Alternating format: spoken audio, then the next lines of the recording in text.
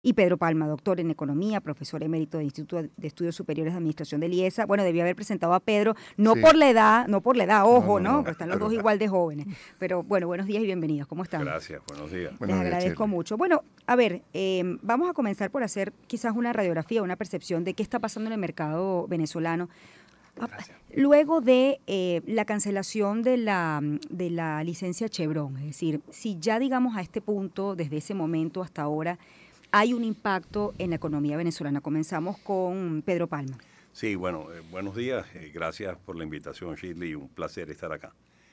Mira, sí, definitivamente ese anuncio de la suspensión de la licencia de Chevron y el anuncio también de que cualquier importador de petróleo venezolano en el mundo iba a ser sancionado o sería sancionado en los Estados Unidos con sus negocios en los Estados Unidos, ha tenido sin duda alguna un impacto importante en Venezuela. Primero porque las expectativas se han deteriorado, bueno, porque la gente espera el 27 de mayo, el 27 de este mes se va a ir Chevron, no se va a ir, no, ojalá que posterguen la licencia de Chevron, pero hay esa expectativa y luego esa amenaza de que cualquier importador de petróleo venezolano en el mundo sería sancionado en sus actividades en los Estados Unidos, es algo que nos está afectando. De hecho, los reportes de exportaciones de petróleo de los últimos meses son un poco contradictorios, pero gente seria como Reuters, por ejemplo, anuncia de que en el mes de marzo las exportaciones de petróleo cayeron más de un 11% y en el mes de abril cayeron en 20%, casi 20%. Sin embargo, hay otros que dicen en la primera semana de abril aumentaron las exportaciones. Es difícil, pero definitivamente ha habido un bajón de las exportaciones de petróleo y eso significa una reducción de los ingresos de divisas al país. Significa que las posibilidades o las expectativas de cómo se va a mover el mercado cambiario son muy negativas y eso se ha reflejado también en un incremento del tipo de cambio muy acentuado. De hecho, en tan solo 2 meses, entre mediados de marzo y mediados de mayo, el precio del dólar se ha aumentado en 27%, casi un poco más de 27%. Eso significa una devaluación importante. Pues, rectifico. El diferencial entre el tipo de cambio oficial y el libre es ese 27%, pero el tipo de cambio en el mercado oficial, el tipo de cambio reportado por el Banco Central ha aumentado 40%. Y el tipo de cambio en el mercado libre ha aumentado 49% en 2 meses. Eso es un aumento, un encarecimiento de la divisa muy importante que se ha reflejado sin duda alguna en la presión inflacionaria. La inflación ha aumentado tremendamente en Venezuela y los estimados inclusive últimos que tenemos para el mes de abril en Ecoanalítica es que la inflación del mes de mayo, de abril, pudo haber superado el 20%. Eso es una inflación mensual sumamente elevada y eso en buena medida responde a este encarecimiento de la divisa que a su vez se traduce en un encarecimiento de los productos que importamos. Entonces, bueno, el panorama no es nada favorable, el panorama es bastante complejo y negativo, comprometido. Y por lo tanto, bueno, esa es la realidad que estamos viviendo. A ver, Luis, a pesar de esto, la economía puede crecer. ¿Por qué te lo pregunto? Bueno, obviamente siempre hemos sido un país, por su conexión o su, digamos, visión o su punto geopolítico occidental, ¿no? Entonces siempre la referencia es Chevron, Estados Unidos. Pero bueno, ¿qué pasa con estas otras alianzas? Es decir, China, Turquía, otros actores que, bueno, que hoy en día son relevantes en la economía mundial. Sí, bueno, primero que nada, siempre es un honor estar con Pedro. Él trae su papelito, toda su cosa preparada y la verdad que menos mal que la gente no está viendo esto porque es una clase todo preparada, muy Sí. oye, y yo Un tengo un vaso de agua. No, mira, a ver, cifras de Banco Central, primer trimestre del año, apunta a un crecimiento de 9%. Con Industria ayer también habló de un crecimiento en el primer trimestre importante. está un poco, no está en la línea de algunas consultoras privadas que dicen que tuvimos una caída en el primer trimestre. Ahora bien, 27 de mayo es como la fecha, es como una fecha, un deadline, ¿no? Venezuela con licencias es una Venezuela muy distinta a una Venezuela sin licencia, como la Venezuela con sanciones a sin sanciones. Sin la licencia, bueno, todo lo que dijo Pedro, más inflación, más volatilidad cambiaria, menos recursos por parte del Estado para por lo menos llevar más gasto público, para hacer un conjunto de cosas.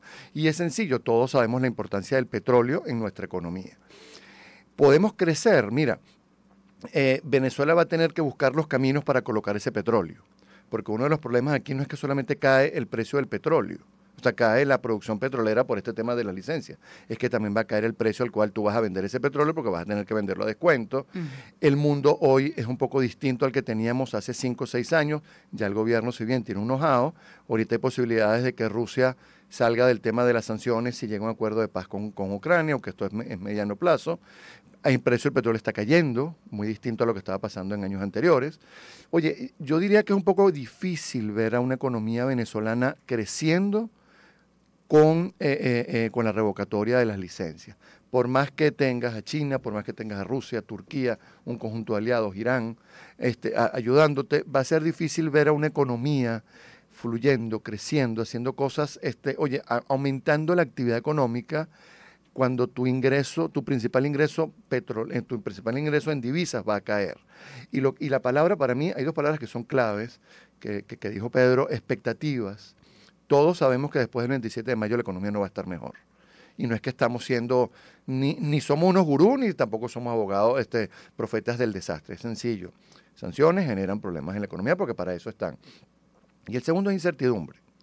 Si no es el 27, entonces bueno, corren la fecha para junio, eso igualito sigue generando incertidumbre. Y lo que le toca a las empresas en Venezuela ahora y bueno, han sido expertas en eso, tienen un PhD, es navegar esa incertidumbre. No la puedes acabar, está bien, pero tienes que tratar de buscar las maneras, las herramientas para navegarla. Tenemos, como bien dijo Pedro, una brecha cambiaria muy, muy grande, 25, 27, 28, 30%, que es uno de los principales problemas que tienen hoy las empresas en Venezuela. Pero bueno, hagamos historia. Todos los que están aquí no se acuerdan porque eran muy chiquitos, pero nosotros hemos tenido brechas de más de 100%. Esta no es la primera crisis que tenemos en Venezuela, ni es la última.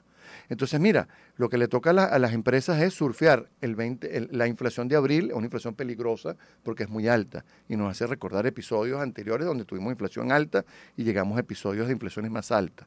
Entonces, lo que toca es, bueno, yo digo, desempolvar los libros o los cuadernos o las anotaciones que se hicieron estas empresas en años anteriores de cómo surfear esta crisis. Pero bueno, es lo que toca. Hay que dar el paso adelante y entender que la brecha está para quedarse, porque es muy difícil que la brecha se vaya a cerrar con todo lo que está pasando, que la inflación vaya a bajar con todo lo que está pasando, pero bueno, es un escenario que hay que enfrentar, que hay que navegar y hay que seguir adelante. A ver, hablaba Luis de las alternativas. Hoy ¿cuál es el principal problema de la economía venezolana? Es decir, con todos estos factores de lo que estamos hablando, ¿es la brecha cambiaria?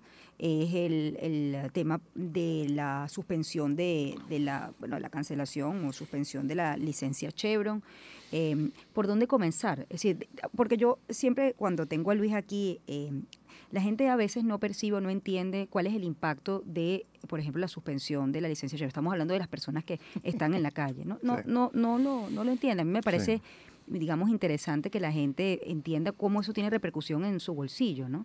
Entonces, bueno, ¿cuál es el principal problema ahora, ¿no? Y de qué manera podría ser la mejor forma de poder crecer y de poder solventar esta situación que está atada también, hablo desde lo económico, ¿no? Bueno, mira, yo creo que el principal problema que está planteado en este momento en Venezuela es el inflacionario. La inflación está aumentando de una forma considerable. Contrario a lo que sucedía hasta el mes de septiembre del año pasado. Hasta el mes de septiembre del año pasado, el Banco Central o el sector público siguió una política de anclaje del tipo de cambio, de evitar que el precio del dólar aumentara. y lo logró bastante bien a través de intervenciones del Banco Central en el mercado cambiario. Bueno, estuvimos, creo que meses o hasta un año de estabilidad. Sí, el tipo de cambio estuvo oscilando en torno a 36, 37 bolívares por dólar, 38 bolívares por dólar. Eso cambió a partir del mes de octubre. Ya en el mes de octubre la inflación subió a 4% y desde ahí en adelante escalamos niveles inflacionarios sustancialmente mayores. Simplemente porque el Banco Central no se conocía, se sabía que ese anclaje del tipo de cambio era insostenible. Y era insostenible porque el Banco Central no tiene dólares suficientes, el flujo de ingresos de divisas era también limitado. El triunfo de Trump en la elección llevaba a la expectativa de que iba a haber sanciones y eso se ha materializado. Una de las cosas importantes que tiene que ver la gente es que hay una obligación del Banco Central de que cualquier precio que se establezca en dólares de cualquier producto en Venezuela, al convertirse en bolívares, porque la gente prefiere pagarlo en bolívares, tiene que ser convertido al tipo de cambio reportado por el Banco Central, que es también lo que se conoce como el tipo de cambio oficial. Sin embargo, a pesar de que ese tipo de cambio ha aumentado, como ya dije, en un 40%, el precio del dólar reportado por el Banco Central ha aumentado en un 40%. El aumento del tipo de cambio libre es aún más intenso y se está distanciando. La brecha entre los dos tipos de cambio se está ampliando. Y eso tiene un efecto inflacionario muy importante, porque los precios tienden a establecerse basados en los costos esperados de reposición. Eso no significa otra cosa. Suponte que un productor importó en el mes de julio del año pasado una materia prima a 36 bolívares por dólar y hoy está utilizando esa materia prima. Él no puede establecer el costo del producto que está produciendo hoy a ese costo de 36 bolívares en que él incurrió, porque él sabe que cuando él tenga que reponer esa materia prima, lo va a tener que pagar a un precio sustancialmente mayor. Entonces tiene que aumentar el precio hoy para mañana contar con los bolívares suficientes con que comprar el dólar que necesita para seguir importando y reponer esa materia prima que está utilizando, pero a un precio sustancialmente mayor. Y ese precio en el mercado libre es el que todo el mundo tiende a utilizar como referencia del precio del dólar, porque ese es el dólar al que todo el mundo tiene acceso. Y por lo tanto es ese tipo de cambio libre el que se toma en consideración para el establecimiento de los precios. Y por lo tanto, bueno, al aumentar en forma tan intensa el precio de la divisa y la expectativa es de que continúe aumentando el precio de la divisa en ese mercado libre en una forma muy intensa, pues eso genera una presión inflacionaria sumamente alta y eso explica en buena medida por qué estamos viendo las inflaciones que estamos viendo, la inflación creciente que estamos viendo. Ahora, interesante el tema de, bueno, hoy en día, en un momento, pues, los pagos en dólares superaban a los bolívares. Hoy parece que esto ha cambiado, ¿no? Sí, totalmente. Entonces, bueno, entender un poco cómo está hoy el dólar, cómo en la transacción diaria, ¿no? Es decir, cómo está posicionado y, bueno, en qué medida, porque cuando uno, bueno, incluso el euro también empieza a tomar como un valor de referencia, ¿no? Entonces, la persona cuando llega tiene incertidumbre de qué manera, o sea, al final, ¿por qué vas a pagar tú ese producto y a qué precio? ¿No? Entonces, sí, es un problema que genera molestia y también es una estrategia de muchos comercios que no lo están manejando bien y que le generan mayores problemas en un momento en el cual el consumo te está cayendo y deberías tratar de generar la mejor atención al cliente. La caída en los pagos en dólares es sencilla, la gente prefiere salir de los bolívares ya, por todo lo que explicó Pedro. Prefiero tener dólares que tener bolívares y todos los bolívares que me lleguen trato de salir de una vez. Cuando tuvimos esa estabilidad era prácticamente lo mismo, entonces bueno, como es más fácil, un dólar, una cosa, podías pagar en dólares sin problema. Ahorita, tener dólares implica que tienes un activo que al menos se mantiene en el tiempo. Tener bolívares es un activo que pierde valor en el tiempo. Entonces se volteó la tortilla totalmente. Y lo otro del euro es sencillo. Pongo mis precios en euros, porque el euro tiene 10, 12% de prima con respecto al dólar, y con eso me estoy resguardando de lo que es la brecha cambiaria. Un tema adicional a lo que estaba... Estableces el precio en dólares y cobras en euros.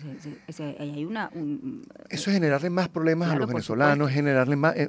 yo voy a un comercio y veo eso y me voy. Claro. Porque esa persona no está pensando, yo entiendo que estamos en un momento de crisis, un momento, pero tienes que, primero empatía, pero más allá de la empatía es entender, en este momento que el consumo está cayendo, que tienes que retener al cliente, que tienes que buscar que ese cliente vuelva a hacer una segunda compra contigo y que se quede y que hable bien de ti, tú le estás generando todos los problemas posibles para que no compre. Entonces, mira, está bien, como a mí nadie me obliga a comprarte ahí, yo voy a la competencia a comprar. Es así de sencillo. Y una cosa más, es verdad, el problema inflacionario es preocupante.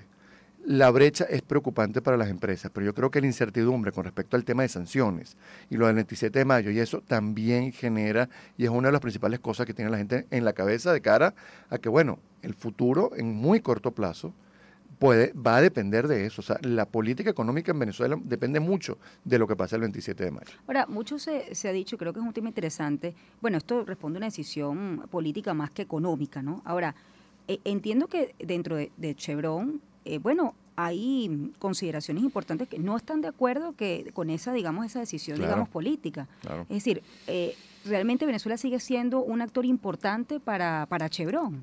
Sin duda alguna, sin duda alguna, entre otras razones porque el gobierno tiene una deuda con Chevron sumamente alta y de hecho,